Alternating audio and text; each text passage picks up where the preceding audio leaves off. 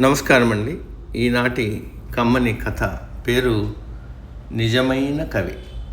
వినిపిస్తున్నది మీ విజయభాస్కర్. ఒకానొక దేశంలో ఒక ఖాన్ ఉండేవాడు. ఆ దేశంలో అనేక మంది కవి గాయకులు ఉండేవారు. వాళ్ళు పాటలు కట్టి ఖాన్ సమక్షంలో పాడి అతన్ని ఆనందపరుస్తూ ఉండేవారు. ఒక పర్యాయం ఖాన్ ఒక పాట విన్నాడు. ఆ పాటలో ఖాన్ క్రూరత్వము, అన్యాయము నిరసించబడ్డాయి. ఖాన్ మండిపడి ఆ పాట రాసిన వాడిని పట్టి తెమ్మని భటులను ఆజ్ఞాపించాడు. ఎంత వెతికినా ఆ పాట రాసిన కవి దొరకలేదు.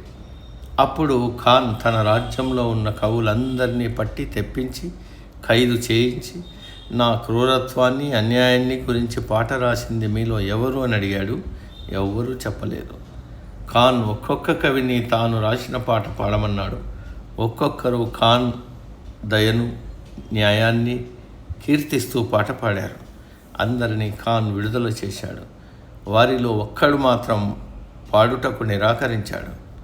ఆ కవిని రచ్చకూటానికి తెచ్చి అక్కడ పేర్చి ఉన్న చితిని చూపి, నువ్వు పాడకపోతే ఈ చితి మీద సజీవంగా దహనమవుతావన్నాడు ఖాన్.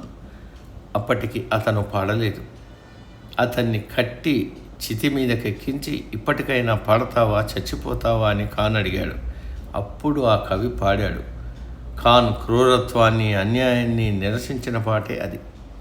దాన్ని వినగానే ఖాన్, వాడొక్కడే నిజమైన కవి, చితి నుంచి దించండి అని కేక పెట్టాడు.